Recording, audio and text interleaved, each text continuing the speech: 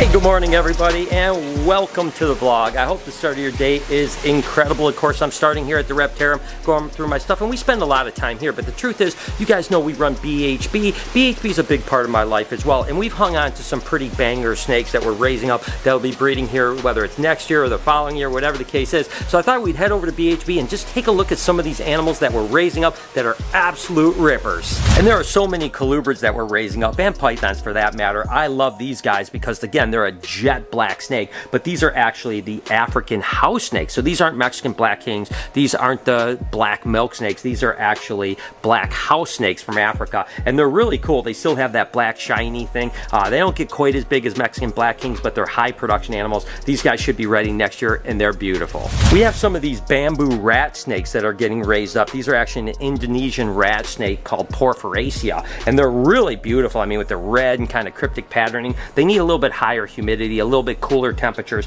but definitely pretty cool animals, and again, high production, just like the black house snakes. We have some gray-banded king snakes that are in hibernation and brumation right now that should produce this year, but of course we have some more coming up that will be ready next year. Gray-banded king snakes are just unbelievably wonderful West Texas snakes. Some of the coolest naturally occurring snakes in all of America, if you ask me. Definitely very cool and excited to be producing these. Raising up some pretty cool carpet pythons this year. Of course, this is a jungle jag that's just absolutely ripper. We also have some just normal jungle carpets that are coming up, and even some albinos. I'll show you an albino baby that we're raising up right now that's pretty cool. So definitely cool, and these things are just, they're crazy. I mean, they're just so beautiful, and carpet pythons have always had a soft spot in my heart, so I'm excited to get these guys up and produce them.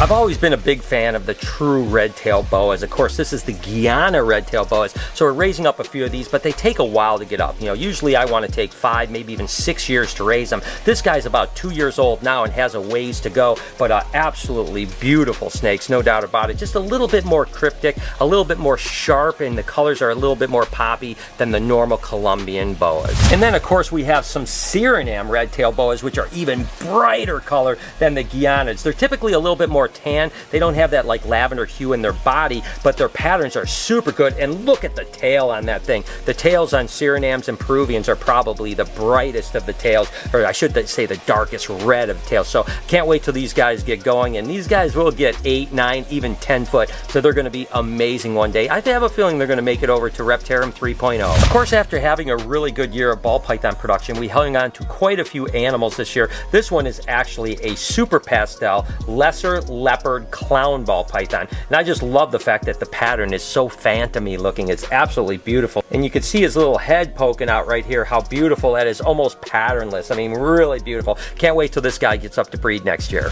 And then this, of course, is a banana leopard clown ball python. Just look at the fluorescence on that. That thing is just glowing. Again, another male that'll be up to size next year. I always talk about if you just have the right combination of patterns and colors, they look amazing, and this one absolutely does. Just literally a lesser leopard clown ball python. I mean, it is 3 genes, there's no doubt about it, but it's not that difficult to make, and man, I tell you what, it's one of my favorite ball pythons that we produced last year. These are actually what they call theri, or Nuevo Leonis milk snakes, sometimes called variable king snakes, so they have a bunch of different names, nevertheless really variable. This is actually what they would call a milk snake phase. There's actually buckskin phase, there's melanistic jet black ones, and then there's tangerine ones as well. This would just be a typical kind of higher orange milk snake phase theri. You guys know I love hognose snakes, and these happen to be pastel pink albinos. We have a bunch of different hognose snakes raising up. I really want to work on that group a lot more over the next couple years. We used to have amazing amounts of hognose snakes, and when we downsized several years ago,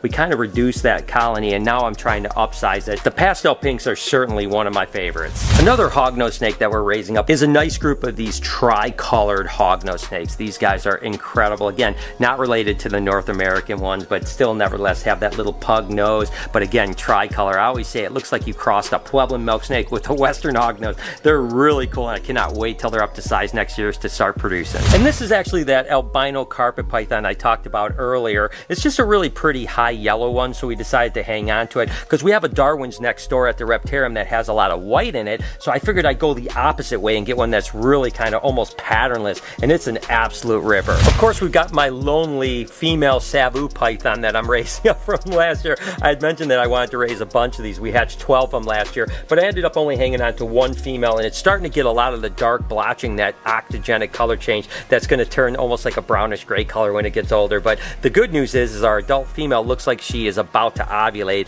and we're going to get some more babies hopefully this year. And then this time I'm definitely going to hang on to more. I am so excited about the Lori ball python project. I can't even express. And hopefully this year we'll have some really cool stuff. But last year we produced some cool things like this banana Lori Cine that is just unbelievable. I mean, just really crisp pattern. Got the purple coming through. So definitely the Lori project. Watch out, guys. It's coming and it's going to be pretty hard. Then of course there is the Super Lori leopard ball python that just kind of has blown everyone away and certainly blown me away. And as they're getting bigger, they're getting really interesting looking. So we have a trio of these coming up, and then we have a chance to produce more. The female that produced these, bred to the same male last year, is getting close. She's starting to grow some follicles. So hopefully we'll have some more Super Lori leopards in our future. Genetically, this one is an absolute ripper. This is a banana lesser Enchi bongo that is het for clown. I mean, can you imagine what kind of clown combinations we can produce with those genes? Going to be really cool when this one gets up to breed. Of course, each year we raise up the next generation of the coral snow corn snakes. That high pink, unbelievable animals. So these are some of the ones that are coming up that'll be ready for next year.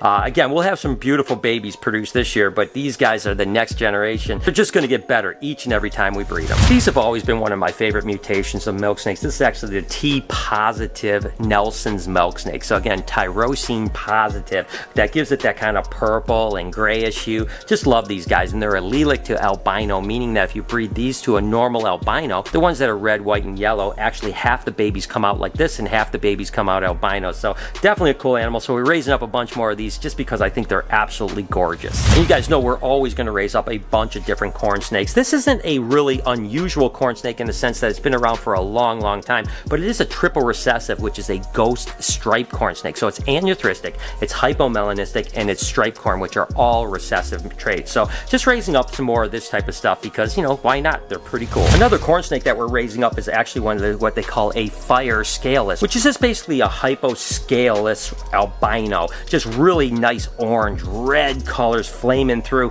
Really beautiful animals. And again, scaleless corn snakes are definitely way up there on my favorites list. There's no doubt about that. And we have a ton of really cool ones. This is what they would call a super reverse Okatee corn snake. Now, Okatee corn snakes and reverse Okatee corn snakes have been being produced for a long time. And the reverse is just basically an albino, is basically what it is. So an albino Okatee corn snake. But this is what they call the super version, which is polygenically bred to just reduce the pattern even more. And I tell you, I love these guys. They are absolutely unbelievable. I've been working with Samboas since I was literally like 17 years old. And to be honest with you, we have a couple Samboas that are like 25, 27 years old now. So we're going to raise up some more here. We've got just some normal high orange ones. And then of course an anuthristic that's raising up. And whoo, almost got me there in the face. That's all right though. They are a little bit cranky, but they're absolutely wonderful. So these guys will be up to size probably in another year. Of course, we raised up the entire mystery ball python clutch. You guys may remember last year, I think we had 5 or 6 babies and they were all different, all weird looking. So we raised them all up. This is just one of them here. Have no idea what's going to happen in the future with this project, but at least next year when a male gets up to size, we can breed them just to some normals,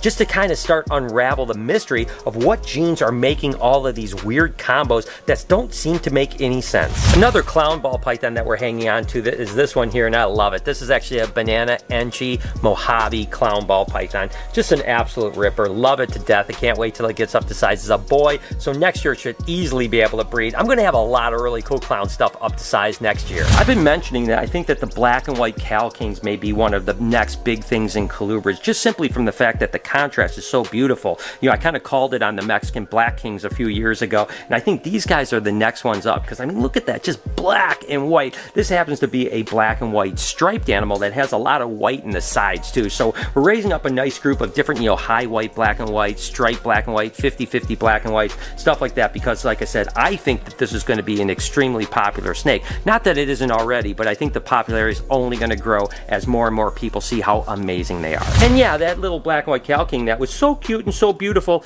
it decided it was going to take a little munch on me. This little thing just loves to eat, you know, and right now it's literally coiling both of, well, actually all 3 of my fingers, and it really believes that it's going to be able to eat my fingers. And yeah, they have a bunch of little tiny teeth. It doesn't hurt too bad at this size, to be honest with you, but yeah, this little monkey is pretty crazy. I'm going to see if I can't get it off my finger. Just going to try to unwind it. Up, there it goes. Nice to have my finger back. And although the albino high white, black and white Calkings don't have the contrast of the black, they're still absolutely gorgeous with that white color and a little bit of that purplish pink kind of bleeding through. This happens to be like a 95% high white albino black and white Calking, and we have a little group of these coming up. They're pretty rad. Another corn snake that I absolutely have fallen in love with, of course, are the palmetto corn snakes. I always say they're like miniature cow reticulated pythons, right? But they're born with the pattern from the day one. They don't get it as they get older. But what a cool snake this is right here. And again, they come pretty variable. I mean, some have more black, some have more red, some have more yellow, but they always have these kind of cool blotching on it. It's a recessive mutation, and it's pretty cool. So this year we might actually produce our very first palmettos, but we did raise up a group from last year as well, so that these will be ready maybe in a year or two. This is actually that Suma ball python, which is a super mahogany, but it's also a het for piebald ball python. So it's really what I consider to be like the blackest of the ball pythons, you know, because there's super cinnies, there's super black pastels,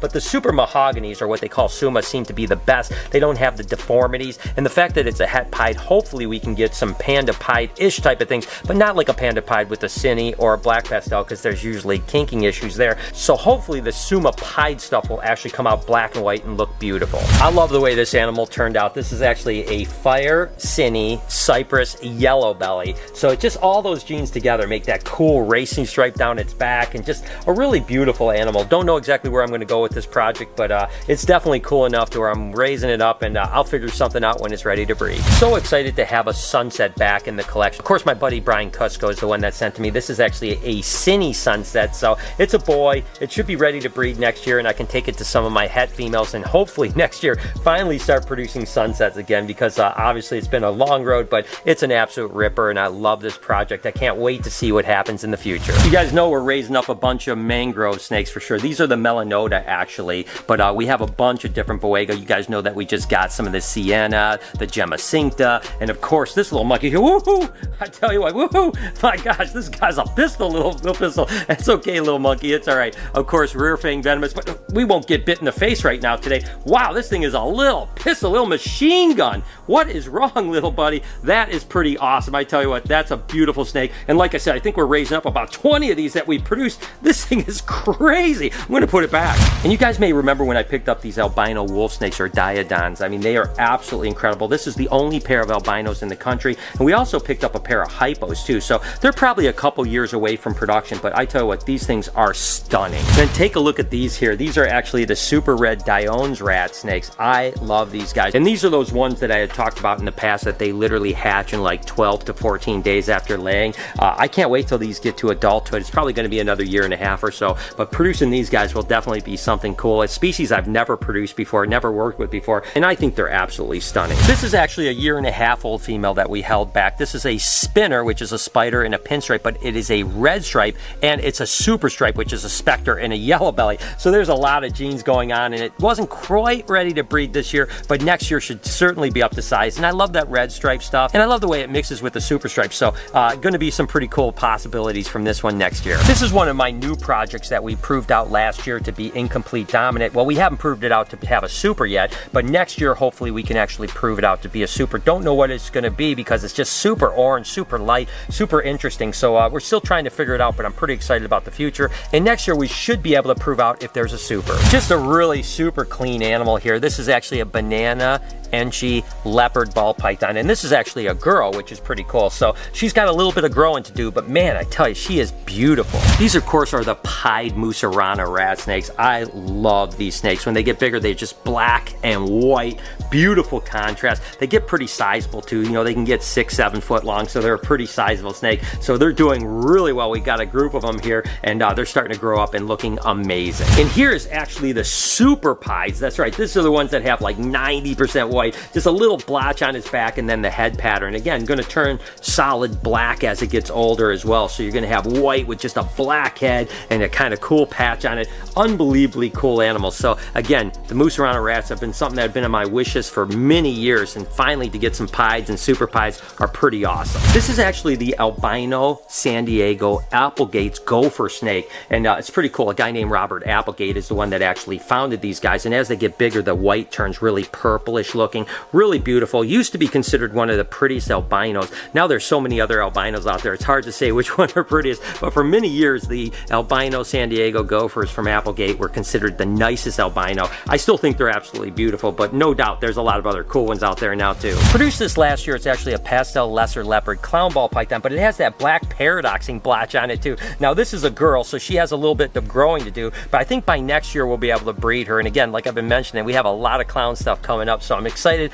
about next year and just to see how it all goes, kind of combining all this stuff. This is when it starts to get fun. And then the final animal I'm going to show you, and trust me, I have a ton more that I haven't showed you. We could have probably spent 3 hours doing this, no problem. It's just a pretty simple animal, but I just love the way it looks. This is a female super banana ball python, and just the amount of like little purple coming through, lots of whites, the yellows, how they mix together. I love this girl. So as you can see, we have a lot of cool stuff that's coming up, and like I mentioned, we probably touched on maybe 10% of it, to be totally honest with you. So still crushing it at BHB, still loving it over here. And I figured this would be a nice break from the Reptarium to show you what's going on this side of the fence. So there it is, guys. That's a lot of razor snakes, and like I said, we only showed a little bit. Let me know in the comments which one was your favorite and what you think I should get next, because I'm always looking for something else to add, but BHB is definitely going to have some fun times ahead. There's no doubt about that. If you could do me a favor, right over here is a playlist. If you could hit just one video, 2 would even be better. It really helps my channel a tremendous amount. You can also subscribe to my podcast channel right up in here. On this side, we are 45,000 subscribers away from 3 million. You hit that subscription button, turn your post notifications on. Have an absolutely wonderful day. Remember, be kind to somebody, and I promise I'll see you tomorrow.